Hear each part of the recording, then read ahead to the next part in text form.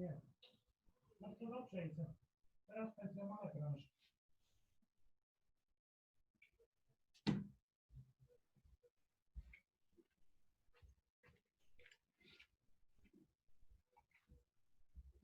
This discussion went to the direction that very more political context allows that in the political context because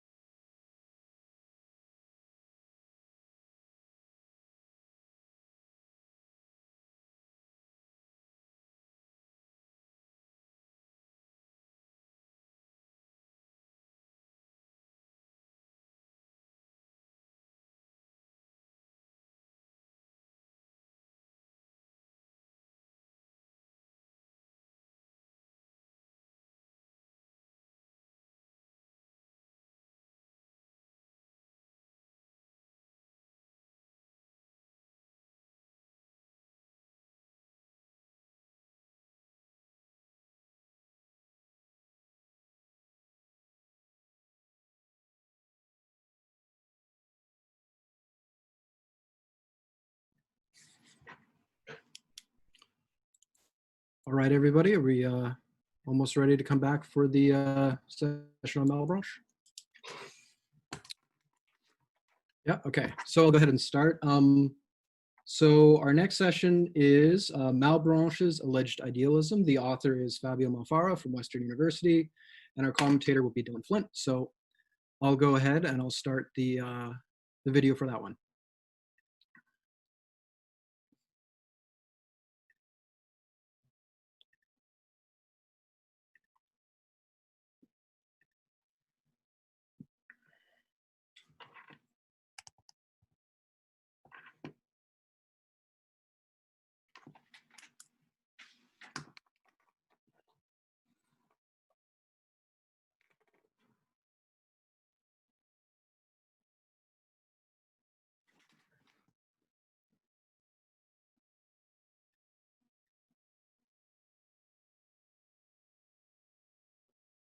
Ben, there doesn't seem to be a video on this video file.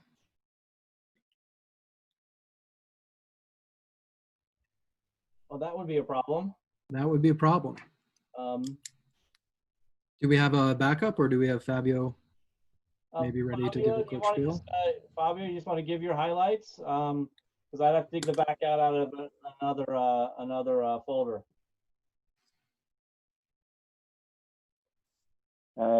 Sure, I guess I can do that.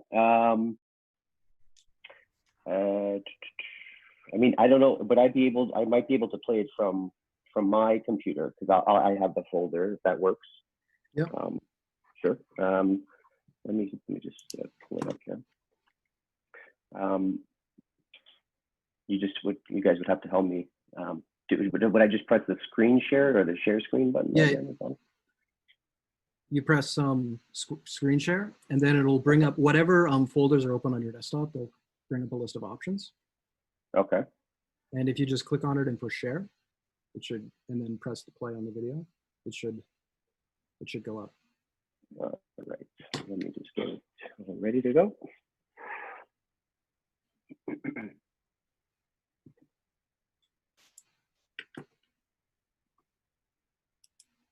Okay.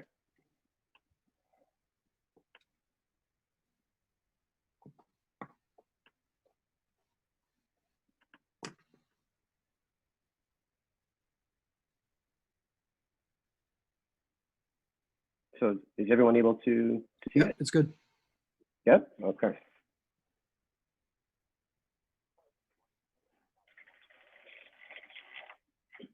We don't have sound, Fabio. Fabio, you got to run your sound through the share. I can do it. I got it called up now. You got it? Okay, great. Hold on. Sorry about this, everybody. Little hiccups.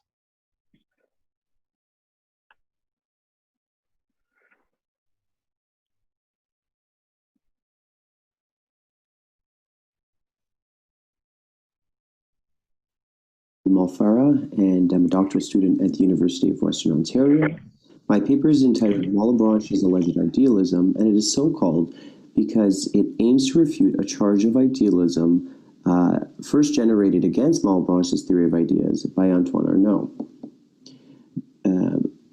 Arnaud's charge of idealism is founded on the representationality of Malebranchean ideas. According to Arnauld, ideas represent for Malebranche in much the same way that portraits do, by inciting a perceiver to form a conception of whatever they pertain to. The portrait of Louis XIV, for example, represents the French monarch by inciting a conception that pertains to him in a perceiver. However, a portrait will only represent Louis XIV to a perceiver that is already familiar with the king. Only then will the conception of Louis XIV arise in a perceiver that actually pertains to him. Similarly, then, an idea of the sun will only represent it to a perceiver with a previous conception of the sun. But, for Malebranche, the conception of an object requires the perception of the idea which represents that object. Thus, a perceiver cannot have a conception of the sun prior to the perception of its idea. Malebranchean ideas accordingly fail to function as representations of their objects. In order for Malebranchean ideas to adequately represent an object to a perceiver, according to Arnauld, a prior conception of that object is required, which, on Malebranche's own view, is impossible.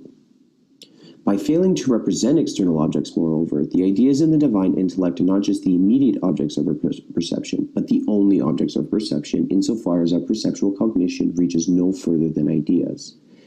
Consequently, Arnauld concludes that Malebranche's view leads to idealism, that is, epistemological idealism. Arnaud's objection, however, presupposes a particular account of representation, namely resemblance. For a prior conception of what an idea represents would be required in order for the idea to actually represent its object only if ideas represented by resembling their objects as portraits do. The assumption of this assumption of resemblance of Malebranchean ideas is mistaken. Instead, I argue that the representationality of ideas in God's intellect is based on the exemplary causal relation between these ideas and bodies in the external world. The basis of this argument rests on Malebranche's conception of the idea of intelligible extension. According to Malebranche, intelligible extension eminently contains the perfections of bodies. That is to say, intelligible extension is the archetype of bodies which contains the definitions of every body in a purely conceptual way. Accordingly, intelligible extension contains the particular concepts of each and every body which exhibits their absolute extension, as well as all of the intrinsic states that these bodies can and will exemplify. Given this conception of intelligible extension, it follows that Malebranche cannot adhere to a resemblance view of representation. For intelligible extension is neither extended itself, thereby precluding an ontological resemblance, nor images or pictures of bodies, thus ruling out the pictorial content resemblance ascribed to him by Arnauld.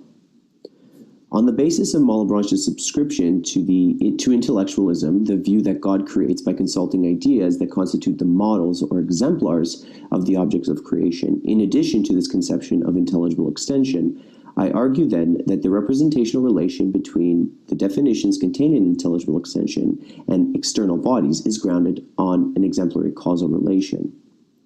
The exemplary causal relation establishes an appropriate representational relation between the definitions contained in intelligible extension and created bodies in the external world, insofar as created bodies are imperfect extended expressions or manifestations of the particular definitions of them contained in intelligible extension. I then show that through this representational relation of exemplary causation, Malebranche does establish an adequate connection between intelligible extension and external bodies to refute Arnaud's charge of epistemological idealism. For when we sensibly perceive the definitions contained in intelligible extension, we become cognitively directed at the particular external body of which the definition we perceive is the exemplary cause. Thank you, and I look forward to your comments. Okay, so I thought Fabio offered persuasive reasons for thinking that Malebranche is in fact innocent of this charge of idealism from Arnauld.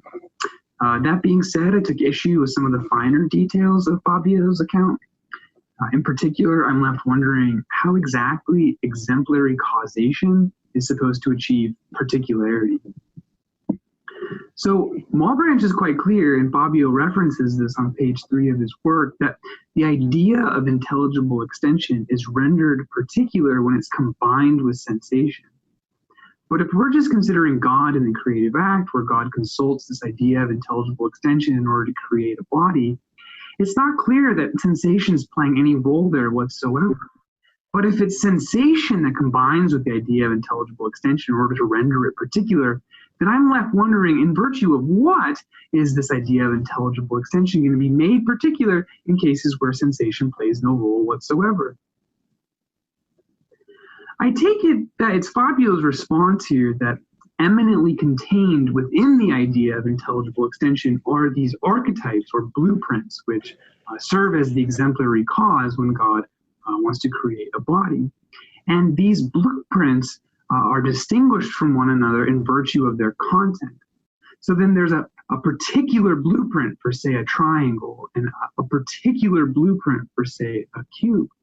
And so you can achieve particularity without sensation because eminently contained within the idea of intelligible extension are these particular blueprints. So while I think that's right, and I think I can grant that there are these particular blueprints, I still struggle to see how God would be cognitively directed towards a particular body solely in virtue of consideration of a particular blueprint. See, at least to my mind, the content of a particular blueprint is thoroughly general. For if a blueprint just is a model and the rules for creating a particular body, then it seems like that same model could be referred to more than once in creating a body. But since the content of the blueprint would apply in all of those cases for which that blueprint is used as an exemplary cause, then that shows, at least to my mind, that the content of a particular blueprint is general. And see, that's a problem because the consideration of an exemplary cause in this case would not cognitively direct God to a particular body. It would direct him to all bodies for which that blueprint served as the exemplary cause. And thus, exemplary causation on its own seems insufficient to achieve particularity. So I do think Fabio has a response he can make to this worry on behalf of Malebranche, which I go into some detail in my comment paper. But I think that's enough for now, and we'll save that for the Q&A. Okay, thanks.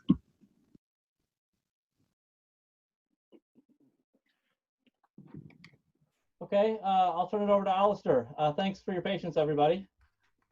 All right, thanks, guys. First, I just ask Fabio to respond to the commentary if he has anything he'd like to say. Go ahead, Fabio. Yeah, sure. First of all, I want to thank Dylan for his comments. It's kind of long in the making. We were supposed to present at the Princeton conference, and so it's been sort of in the works for a while. So I want to thank Dylan for his patience and for the comments in general. They're great. The first thing I want to do is address the comment regarding sensation.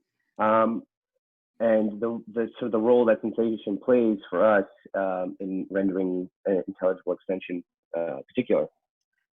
I think for Malebranche, and I mentioned this in the paper, all of the definitions contained in intelligible extension are united in such a way that there's really there's not a real distinction between any one of them. Although for God, they're able to cognitively direct God to particular, or they exemplify content of really distinct objects in the external world, and possible ones as well. So I think that for Malebranche, the role that sensation is going to play is going to allow us to perceive these things, at least for the content of our sensory perceptions, to allow us to perceive particular objects with color and other sensible qualities, which for Malebranche are required for us to perceive particular external objects. I do want to mention, however, that this is something I don't go into much detail in the paper, namely because I think that this is an issue about sort of the mind-object or intelligible extension relation, which is not something that I'm too concerned with in the paper. And this is something, of course, that has garnered much discussion in literature, in scholarship. And so I don't have a completely worked out answer aside from what I've said generally, and that's mainly because I think that it's not the primary focus of the paper. I think my focus is more on the idea-object relation, that is the object in the external world's body, bodies in the external world's relation, to refute Arnaud's objection, because I think that that's the objection, or the point of Arnaud's objection. The second point, and this is something that Dylan acknowledges in his comments as well, regarding particularity of the definitions themselves. So God will have definitions, the definitions that God has that are contained, that is eminently in intelligible extension, contain all of the sort of and I mentioned this in the video as well, all of the sort of the absolute extension, all of the intrinsic properties or states or modes that each body can and will have. That is will, and if it is the case that God decides to actualize the body. So I think that there is a sense in which, of course, God contains that these definitions themselves, are particular because it contains all the sort of the identity conditions of each body. And so, given the fact that each definition will contain the states that each body will have, especially its motions, which are intrinsic states, which as a true Cartesian, I think Malebranche will say is that which distinguishes bodies from one another. And so I think that that's the way I would go about addressing that point as well. And I just want to say quickly one last thing that Dylan sort of mentions in his common paper regarding the relation to Leibniz. And I think that there's an interesting connection to be made there, but I would be hesitant to go too far in drawing a connection between the two. They certainly are similar insofar as they're both intellectualists. That is the view that God has ideas prior to creation. But I definitely think that Leibniz has a much more robust sense of what the complete idea or a notion of each subject or each possible body and otherwise minds will contain, including things like relative or relational properties, which I don't think Malebranche would want to admit or acknowledge. So I certainly think that yes, there are connections to be made, but not too strongly, I think. So thank you. All right, thanks, Fabio. I guess I'd like to give first crack to Dylan if he has any follow-up questions to what Fabio just said. Yeah, I guess I just want to clarify that the response to the worry I raised is that the definitions or the blueprints for bodies that are eminently contained in the idea of intelligible extension are themselves maximally particular to the body for which that they're going to serve as the exemplary cause. So like any distinguishing feature of one body from another body is going to be somehow contained in each idea. That is your response, right? Yeah, I think so. That's definitely how I see the situation. I mean maximally from Malebranche, right? So that would be all the sort of the intrinsic states that the body can and will have, and including its sort of absolute extension, that is the extension as it is in itself, which Malebranche thinks only God can have, right? Only the definitions of bodies can exemplify. So I think that would be my way of responding. And I think that in that way, Malebranche can get sort of the particularity required to establish a connection to individual bodies in the external world. Dylan, anything else? Why don't we go to the Q&A? I'm thinking of some. Okay. Well, actually, I do have a quick follow-up to that. So in Elucidation 10, Malebranche is clear, and you talk about this in your paper, that he doesn't want it to be the case that there's these particular ideas walking around in God's idea of intelligible extension. Like, he doesn't want it to be the case there's a particular idea of a sun, particular idea of a horse, and yada yada yada. And so the idea is that these are eminently contained, which I think a good way of understanding this is that they're potentially contained. So it's just like the idea of it. And Malebranche says at one point that any part of intelligible extension can represent any possible body, right? And so these are so the particular blueprints for bodies are all sort of ways that God could use intelligible extension to create something. But then it seems like in Elucidation 10, Malebranche is saying, well, what's going to make this purely possible containment actual, how it's going to become an actual exemplary cause for particular bodies when it's combined with sensation. But so I take your response to be, well, no, sensation is playing maybe some other role for how we ourselves become cognitively directed towards a particular body.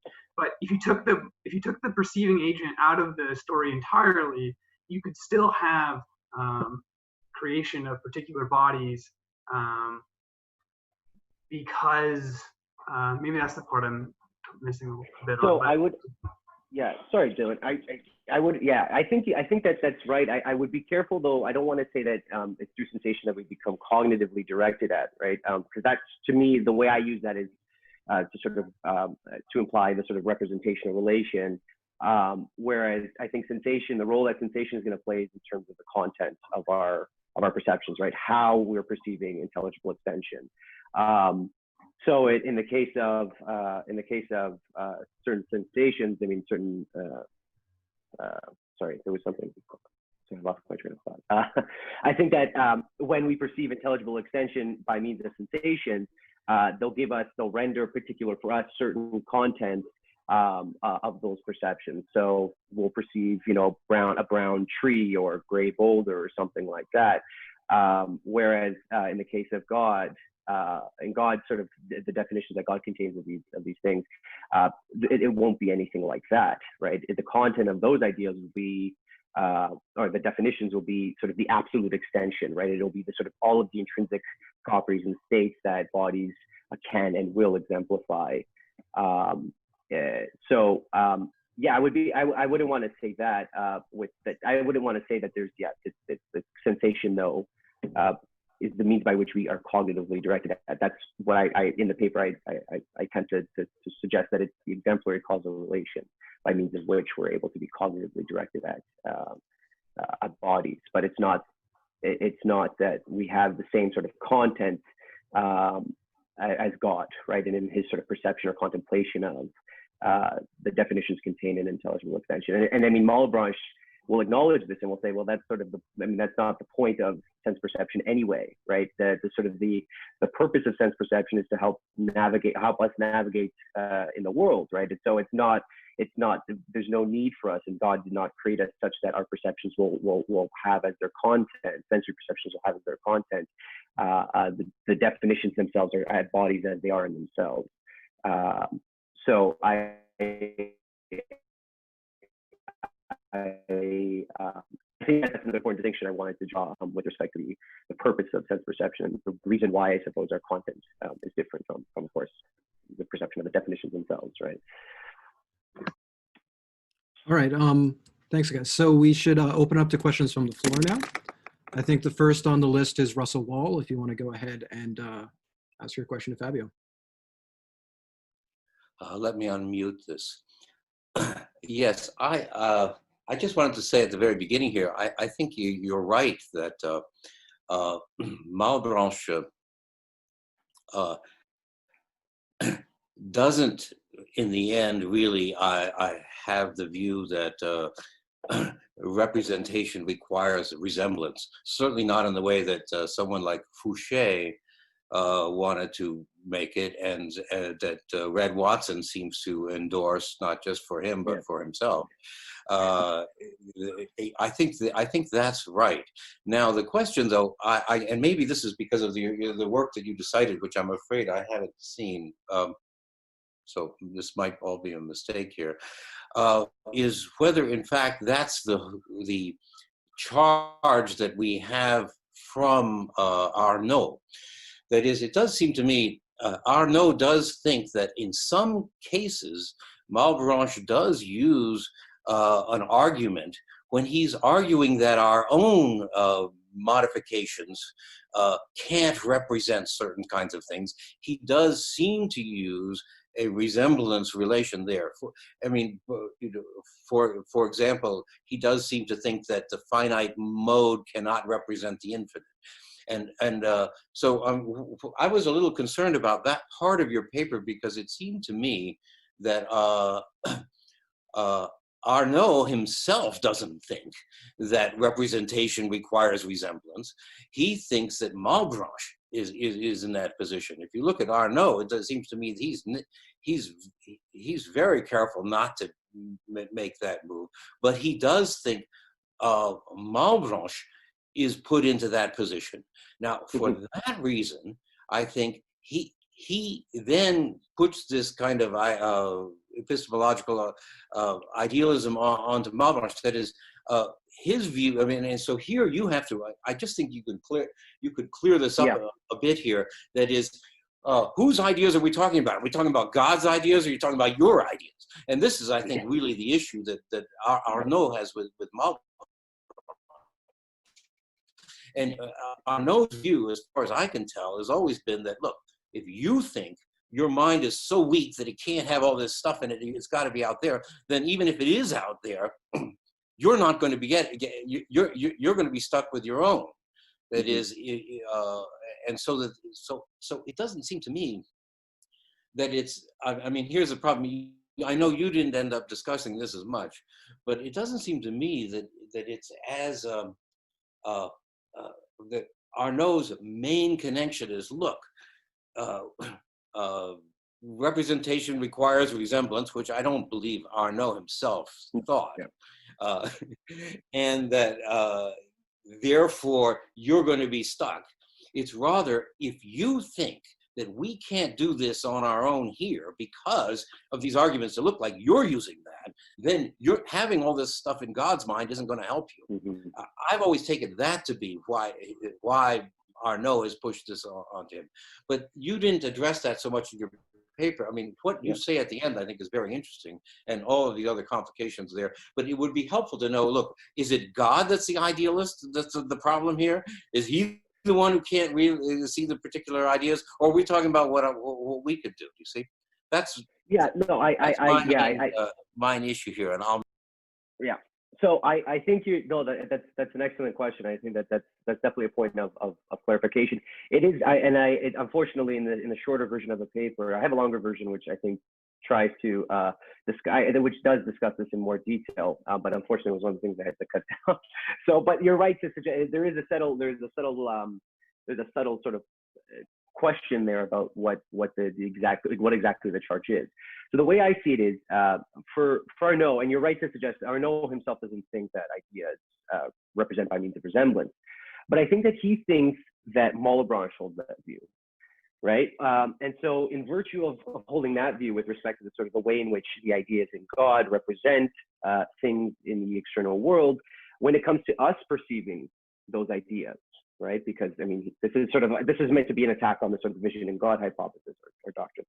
And so the idea is when we perceive these things, if it is in fact the case that these ideas represent by means of this sort of pictorial resemblance, then it would seem to be the case that we would need to have a prior conception of the idea or what the idea represents in order to know what the idea represents, right? So for example, the example I use in the paper is the portrait of Louis XIV, right?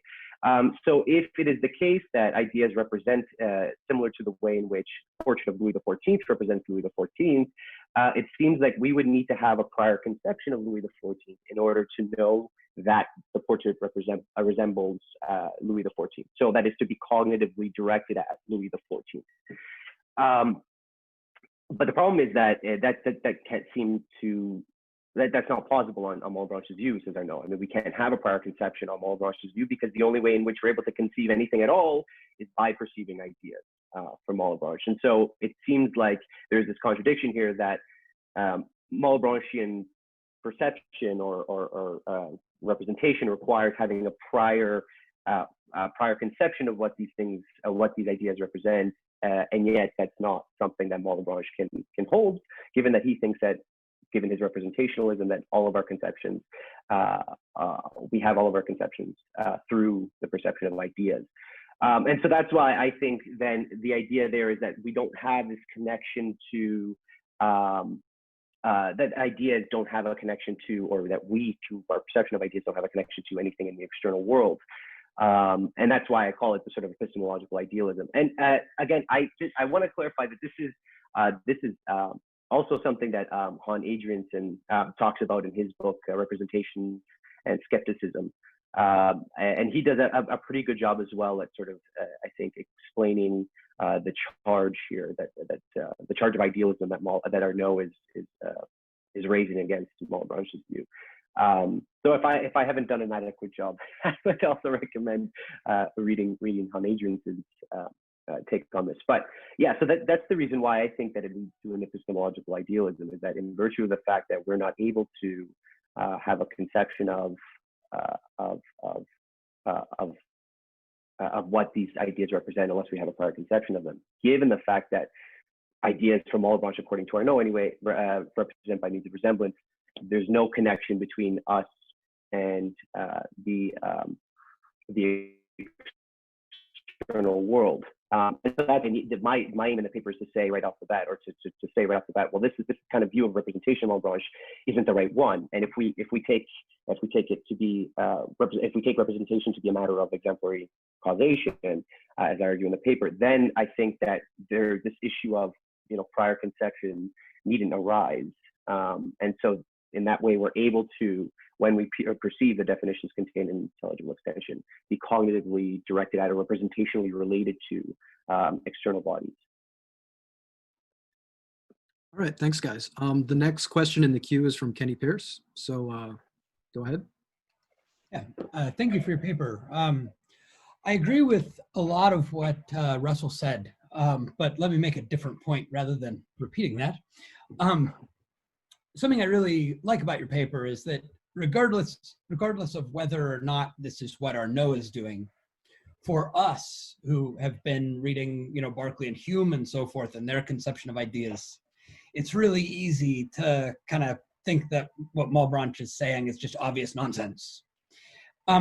But drawing on that Neoplatonic tradition, as Malebranche is clearly doing, is a way of making it look less like nonsense and trying to see what it is he's actually up to here. So that's really good. But something I found quite interesting in Dylan's response is that it sounds as though Malebranche is running into what in fact is a very traditional problem for Neoplatonic theology, namely, can God know particulars? Right? This was a view that was thought to be heretical in a lot of classical Islamic philosophers who thought that God knows only universals and not particulars. And that seems to be the problem. You were focusing on epistemologically for us, objects are individuated by their sensory or sensible qualities. Presumably, there's a type of metaphysical individuation where objects are individuated by their matter. Both sensible qualities and matter are both passive, right? Sensation and matter are passive, hence not in God. So we keep kind of getting this problem about how there can be this kind of representation in God, the representation that would individuate separate physical objects. When you replied to Dylan, it sounded like you were saying that Malebranche adopts the same solution as Leibniz, namely making every individual object its own lowest species, so that in the end, everything is knowledge of universals and there aren't really any particulars. So the first thing I want to know is that what you're trying to say? And then do you think that strategy really works? Yeah, so I do want to suggest that, so one thing that Malebranche does say in various places is that, that, God as the sort of the supreme creator, omnipotent, et cetera, has contained in intelligible extension, and this is, my reading of it, is definitions of every particular possible body, right? And I think it's by means of having those definitions that God is able to create them, right? And I think that those definitions, and this is sort of I think that this is what I try to address, and I think, address this metaphysical particularity issue, is that there is a sense in which God does have these definitions which contain sort of absolute extension of the absolute extension of each particular body, as well as all the sort of the possible states, intrinsic states that it can have and will have if it's actualized, right? Or if it's created. I'm hesitant to say that, and this is again another point I tried to make in the sort of the comments, my responses, sorry, is that I wouldn't want to say that Malebranche has the same view as Leibniz, right? It's not sort of the super essentialism that Leibniz holds, and it's also not the case that we perceive them in this way. This is only the way that sort of God will contemplate the definitions of body as sort of containing the absolute extension of the body and all of its possible and actual states. But it's certainly not the case that that's how we perceive it, right? So, this is sort of the role I see sensations playing for Malebranche. Sensations enable us to have sort of particular, sensory perceptions of particular content, right? So, for example, a great boulder,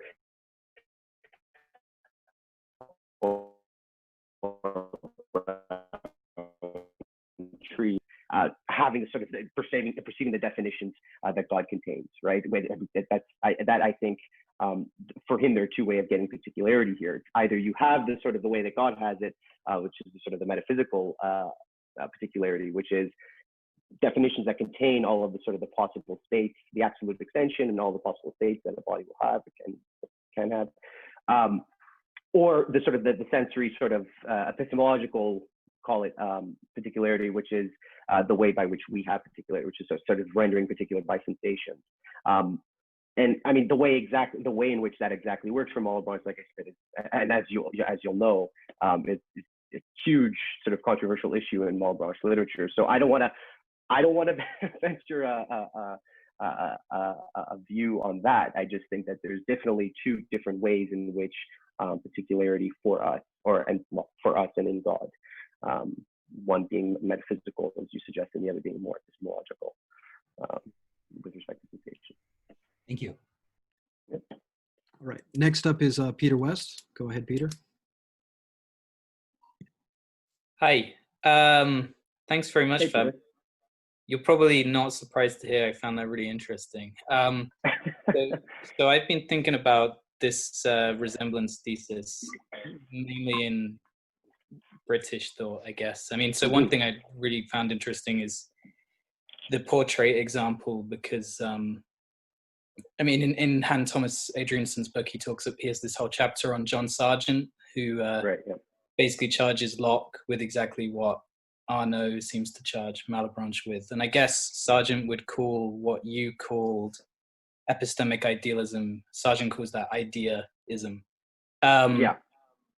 And then there's a similar thing in Berkeley as well. But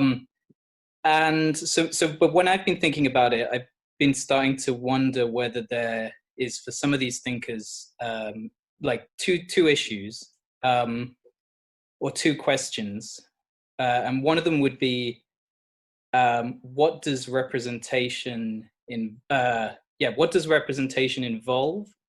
And the second one would be, what does representation require?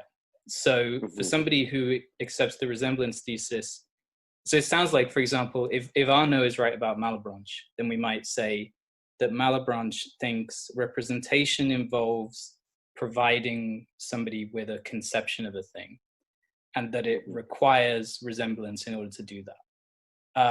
So I guess my question is, do you think it might be plausible to read that distinction into either Malebranche or Arnauld, or maybe it might be the case that what's going on is that they agree about what representation involves, but differ in terms of what they think that requires? Yeah, so that's a great question, and this is actually, sorry, I realize now that this is a point that Russell had made also, that I wanted to, at the time he mentioned it, I wanted to address, and then kind of got lost and forgot to. But it's interesting because I think that what Malebranche's debates with people like Arnauld, with other Cartesians actually, like Arnauld and Régis, demonstrate is that I think they differ significantly on what representation requires. And this sort of comes out in the sort of the debate on objective reality, right? So Malebranche, and this is, again, a huge literature. No one really knows or understands why he says this. It's not particularly clear. But Malebranche thinks objective reality is this empty, incoherent notion, right? And this is sort of the, for the Cartesians, the bread and butter of representation, right? I mean, you can't get representation without objective reality for many of the Cartesians.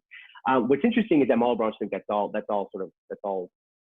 nonsense, right? So, and I think that in the paper, I sort of wave at the reasons why he does that in discussing the sort of the two criteria for eminent containment. One of which is substitutability, right? And that much is all good with objective reality, because ultimately the other Cartesians will say, yeah, having for something to be objectively in the mind is for it to be contained there mentally, or non-extended in an extended way, which is in a sense to be a substitute for that thing, right? But the other thing that I think that Malebranche requires, and the better criterion for eminent containment, is intelligibility. And this is something that Tom Lennon discusses in his book, The Battle of Gods and Giants, which is fantastic for those who haven't read it. I strongly recommend. And one of the things is that he says is that intelligibility is a very important notion for Malebranche, not only metaphysically, but epistemologically as well. And I think in sort of my use of that in the paper is to say that, well, because minds can't be the grounds of the natures of things, which is what intelligibility means here, it's not possible for minds to represent bodies because they're not the grounds of their nature in the way that intelligible extension, which is the idea of bodies contained in God, is the grounds of the natures of bodies, right? So I think that for Malebranche, there's this, I mean, then there's an additional question of why Malebranche thinks that why we should hold that, and why Malebranche thinks that that's the case. Clearly, it comes from a commitment to sort of this Neoplatonist commitment, but of course, the question arises why why he thinks that, and that's an interesting question, one that I don't have a very clear answer to yet at this point in my research on this. But this, I think, is this is where the fundamental disagreement comes in to play with respect to objective reality among Malebranche and the other Cartesians. So I think that, yeah, there's a fundamental, briefly, to sum up, I guess, there is a fundamental disagreement on what representation requires for Malebranche and the other Cartesians. Yeah, so that's an excellent question. Thank you, Peter. All right, thanks, guys. Next up is Colin Chamberlain with a question. Go ahead, Colin. Cool, thanks. So I have like a quick, wildly speculative follow-up to Kenny, and then like my own question. So the speculative follow-up, I'm really interested in your point that a lot of Neoplatonists have this problem about how God can know particulars. And it occurs to me that Malebranche might be in like a special position for solving that, given that the incarnation obviously does a huge amount of work for him. And although I'm not aware of any passages where Malebranche appeals to Christ to explain how God knows particulars, he definitely appeals to Christ to explain how God distributes grace to particular human beings. So I guess I just feel like Malebranche has a little bit more machinery than maybe some other figures. Okay. So I want to ask you about the way you're thinking about intelligible extension. And the way you characterize it is in terms of definitions. And like intelligible extension contains definitions of all these different bodies. And I guess like that's just not the way Malebranche really talks about it. Like the way he talks about intelligible extension is really weird. He talks about it a lot like the way we might talk about like the extended world. He just tacks the word intelligible on and talks about like intelligible parts, intelligible bodies, intelligible limbs. And is that confusing? Yes. Does it sound like he's talking about definitions? No. So just kind of like on a textual basis, I want a different reading. And I guess I feel like Jasper Reed's model gives me alternative reading. So as I'm sure you know, like Jasper Reed also thinks that intelligible extension is the model, blueprint, or archetype, and plays something like a kind of like Platonic form-like role for material things.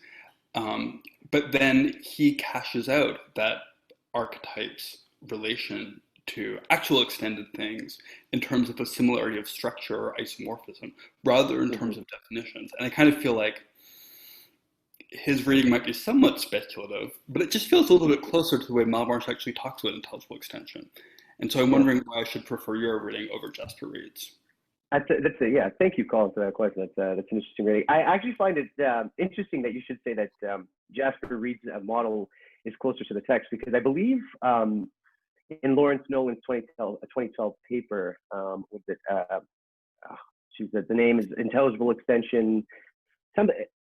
Anyway, Lawrence Nolan's 2012 paper, he has an objection to Jasper Reed's model, and says one of the basis of the objection is that it actually is wildly incoherent with the text, and one of the reasons is that his view of resemblance, or it's a resemblance type of view, which requires a sort of one-to-one correspondence of sort of points, geometrical or mathematical points that sort of tack onto, and that's where the sort of structural isomorphism comes from, attack onto extended bodies. I mean, I to be honest, I'm inclined to agree with Lawrence Nolan on that point, because I think that I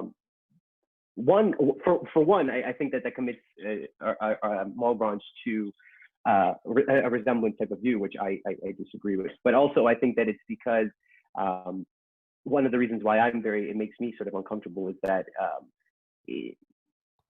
it's just incoherent with the sort of the Cartesian conception of extension, right? Cartesians don't consider extensions to sort of be point-like entities, right? Which is what I believe Nolan's objection sort of thinks Reed's view will require, right?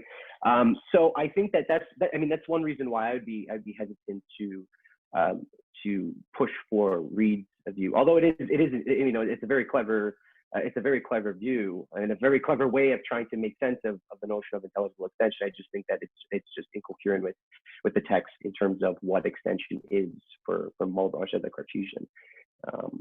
So that would be my response. So if I guess I didn't really address why you should prefer my view, but I think that for a lot of the research that I've done and sort of my reading is I think very much inspired by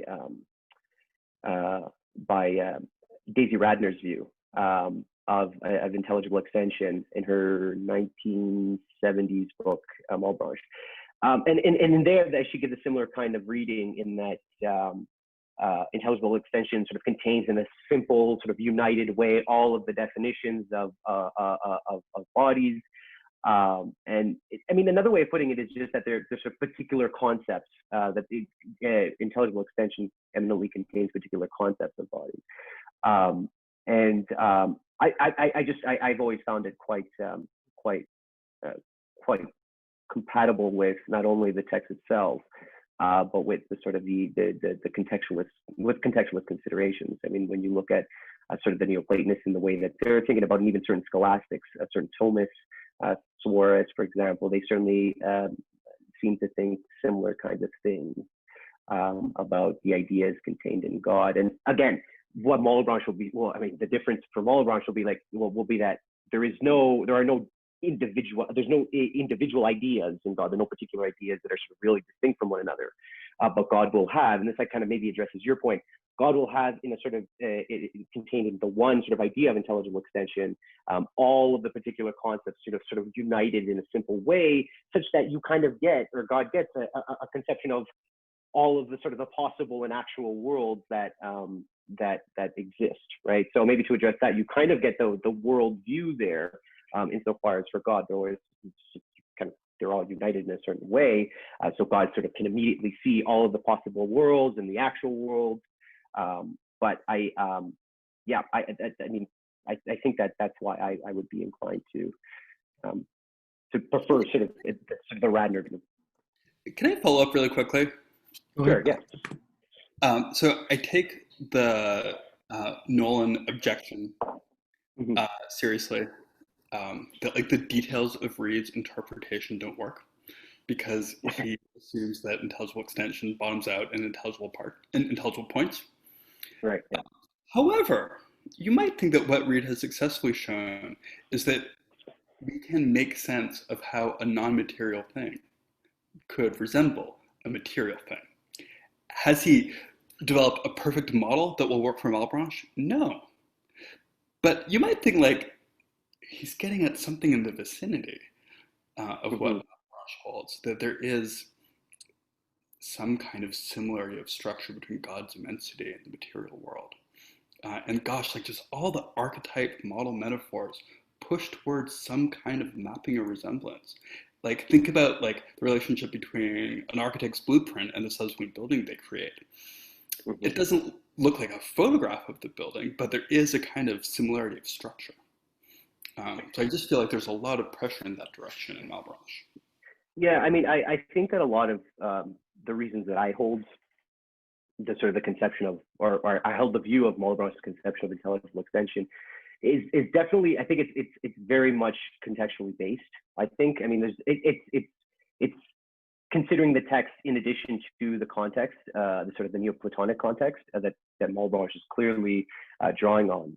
And so in the paper, this is something that I try to do as well, as I try to show that, hey, look, this actually has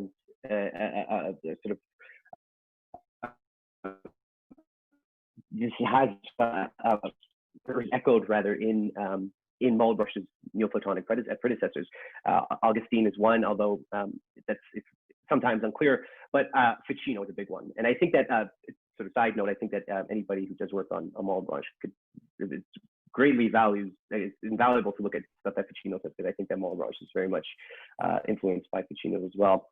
But so what Ficino says in the Platonic theology certainly suggests a similar kind of view of intelligible extension that I attribute to Malebranche, and that Daisy Radner is also attributing to Malebranche.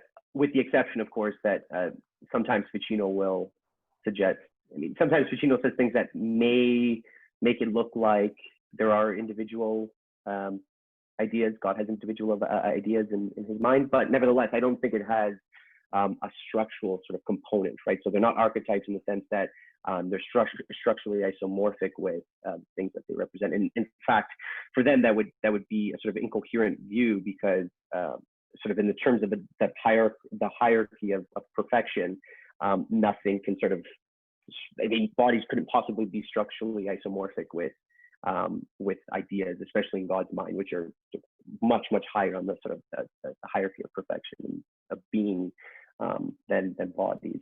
So I would be surprised if that's what Malebranche had in mind, and this is one of the reasons why I think it's not, just because of sort of the Neoplatonic commitment.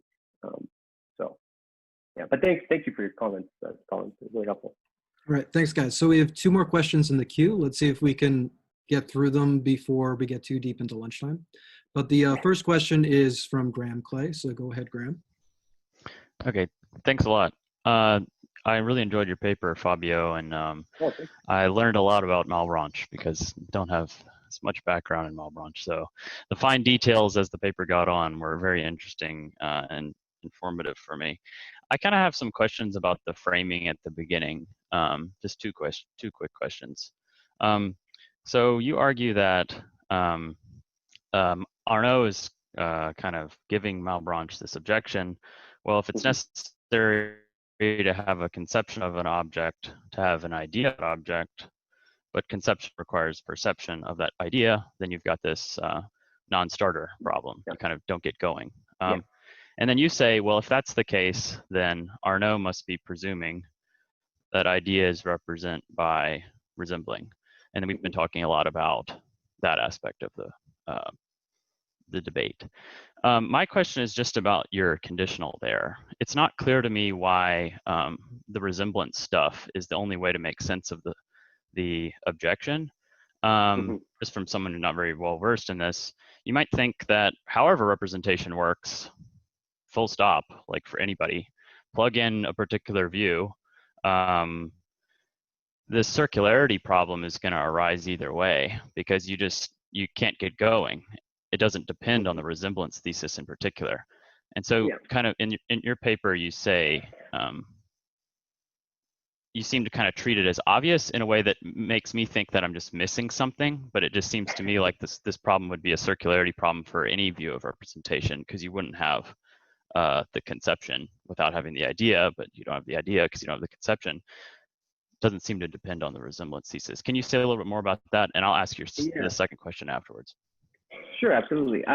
So one reason that I think that this is what Arnauld has in mind is, one, Arnauld doesn't think that it's a problem for his conception of ideas, right? So, I mean, he doesn't think that this problem arises for him at all. And the reason that he thinks that he seems to think so, and based on his description of the objection, is because he is attributing a resemblance view of representation to Malebranche, right?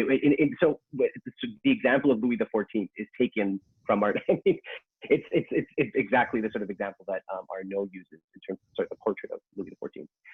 And so I think that for that reason, I think that in particular, I suppose, why that seems to be Arnaud's assumption is that for Malebranche, according to Arnauld, ideas represent by means of resemblance, the way that portraits do, right? And so if that's the view you hold, then you get this non-starter problem. In general, because I mean, then you have this sort of more general question of, I mean, why think that this doesn't arise for anybody, right? Anybody, any sort of view of representation. That's an interesting question. I mean, I think that one point you might just make is, I think for these figures, they don't think that you need to have a prior conception of an idea or what an idea represents in order to be presented with the content of that idea and to be sort of cognitively directed to it. I mean, I don't think that it's something that they thought was an issue. And I'm not so sure that it needs to be an issue. I mean, I think that I kind of take their point insofar as I don't see a reason why, or I'm not entirely clear about why a prior conception of what an idea represents would be needed in order to perceive an idea or the content of an idea, right? So I mean, I don't need to have. I mean, yeah. I mean, yeah. I can understand why maybe the representational relation problem will come in terms of understanding, knowing what it is, sort of being directed, sort of cognitively directed to Louis XIV, for example, in the portrait example. But in general, yeah, I'm not so sure. I'm not so sure that I see why that might be a general sort of problem with representationalist views of representation. Yeah. So maybe, yeah, I guess yeah. We can talk more later because I know we need to keep going, sure. but yeah, I guess I was just thinking that maybe Arnauld could attack that particular presumption that just some prior conceptions needed rather than the resemblance iteration of it.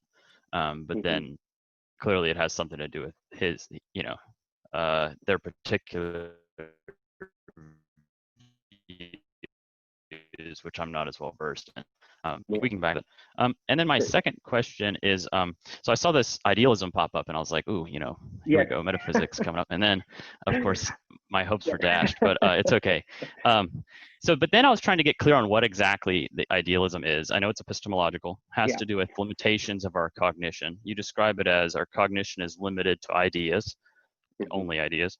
I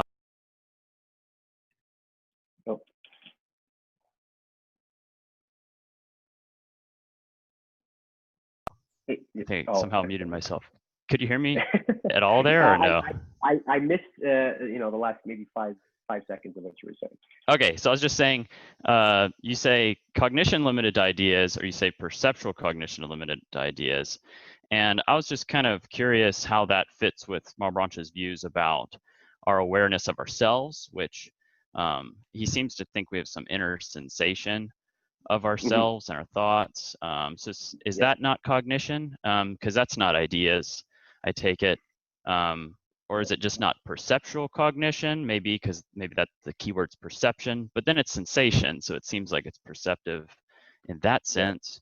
And then he also talks about how, like, well, in heaven we don't need ideas to represent anything external to us, whether it's bodies or spirits. Like the angels already are and have intimate sensations of each other without ideas. So it's like there's an issue of, I'm just trying to get clear on what the idealism is there, and then also like it seems like it's contingent too.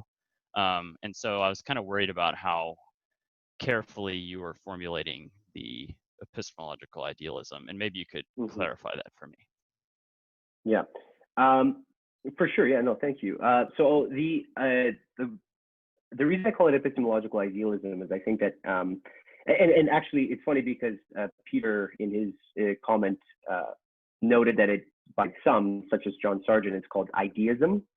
And this is another way of putting it. When Arnauld levels a charge against Malebranche, he calls it an idealism. And the idea is just that, I mean, we can perceive ideas, but insofar as, or unless those ideas represent or have a sort of a representational connection to the objects that they, allegedly represent, then we don't actually have ideas representing anything, and we don't have a conception, or we're not able to perceive or be cognitively directed, as the term that I use, to the objects in the external world that these ideas are meant to represent. So the idea there is that if there is this sort of epistemological idealism, then our perception or our perceptual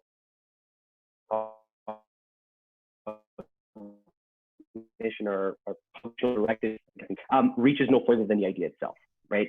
So when we perceive the idea, for example, of I don't want to say that this is not for Malebranche, but like for any sort of representationalist, if we perceive the idea of a gray boulder, unless that idea has an appropriate representational connection or relation to a gray boulder in the external world, then we're not really actually going to be able to, we're not going to be cognitively directed at a great boulder. We're only going to be cognitively directed at the idea of the great boulder. So I think that that's what the sort of the point of the charge of epistemological idealism is, and what exactly that means. And so I'm sorry, do we not have cognition of ourselves then? I'm just trying to track that part. So that's sorry, yes, that's the other part of your question I forgot to address. For Malebranche, perceptions of ourselves, and he doesn't even really call them perceptions. So the French is the sentiment intérieur, which is the inner sentiments, which are basically feelings. And for Malebranche, this is the way by which we know that we exist, right? That is, we as in minds exist. According to Malebranche, we don't have ideas of the mind, or we don't perceive the mind in the way that we perceive of bodies, that is, by perceiving the idea of it or of them. The only way that we know that we exist and we know minds is through the sensations that we have, the sort of the inner feelings that we have via sensation. So pains and pleasures and etc. Right? And it's by means of those pleasures and pains and other sensations that we have sort of a self-awareness of ourselves and the fact that we exist. That is, again, we as minds, from Malebranche. This is actually another, this is becomes actually after Descartes a popular, somewhat popular view among Cartesians. So you have other figures like Degabé and Régis saying similar things, that we don't actually have sort of strict sense, or that sort of the way that which we're aware of ourselves in a strict sense, and then we know that we exist is by means of the sensations that we have, right? When we feel pain, we know that we exist because there's a subject that feels pain, et cetera, right? But for Malebranche, that is as far as our awareness of the mind goes. We don't have any sort of strict knowledge of the nature of the mind, because we don't have, or God doesn't reveal to us the sort of the idea of minds that he contained, or that is contained in his. Got it. So even in heaven with the angels, or if we become like angels in this respect, we would still if we lacked ideas. So if Arnauld was successful with this objection, there would still be a problem. We would lack all the cognitions that we need. Well, I think that that there would still be I think that Malebranche can still say that there's a sort of the idea in God's mind to represent minds in some way.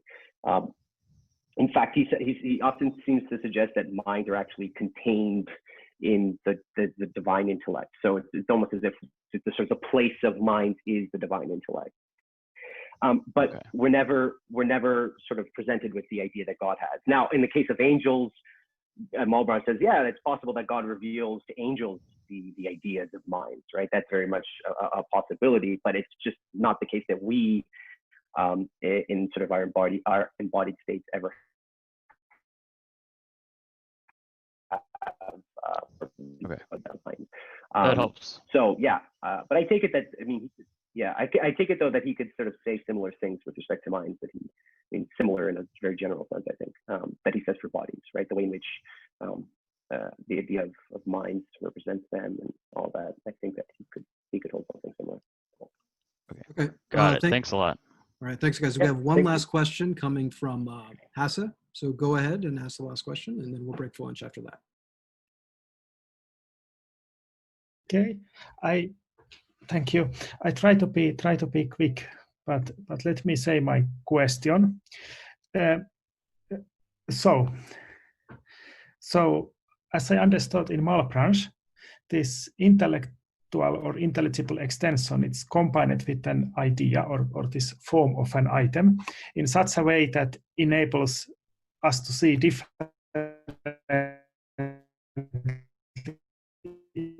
extended, like more versions of the same idea. And then one point in your paper struck me. So Malebranche says that we perceive this intelligible extension immediately at once. So then I wondered how this is actually possible, because how do we actually can combine certain idea with its intelligible extension in our cognition? And that's why I was thinking that do we need some further idea of the idea and its proper intelligible extension as one kind of super idea? But in this case, we would again have a plurality of ideas, or do we combine this empirically in our mind or in our experience? So how this combination of idea and extension takes place? Yeah. So one thing I just briefly would say in response is that the idea is intelligible extension. So there's no distinction between ideas and intelligible extension. Malebranche calls it the idea of intelligible extension, right? So it is itself the idea. And the point that I was trying to make in the paper in terms of sort of the conception that Malebranche holds of that, or that he has of that, is that they contain sort of in this united, simple way, all of the definitions of both possible and actual bodies. And God, and so for Malebranche, God reveals them to us. And God reveals them to us not sort of at each sort of particular moment, but in accordance with the laws of the mind-God union, as well as in cases of sensory perception, the mind-body union. So there are sort of two unions two sort of laws that God establishes that determine what and how he reveals things to us. But it's all sort of by means of revelation for Malebranche. Insofar as we don't have sort of ideas in our own mind, it's that we perceive them in the intellect of God, right? And it's just, again, this idea is what he calls intelligible extension. All right. So we're way over time. But thanks, guys. Malebranche is super interesting. So let's thank you so much for your comments. Yeah, let's plan a break now for lunch and see if we can come back at 1:30 Pacific time for the next informal discussion and get back on schedule. If everybody's okay with that? Yeah. All right. Thank you very much, guys. I'll see you in a bit. Thank you. Thank you so much for your comments, guys.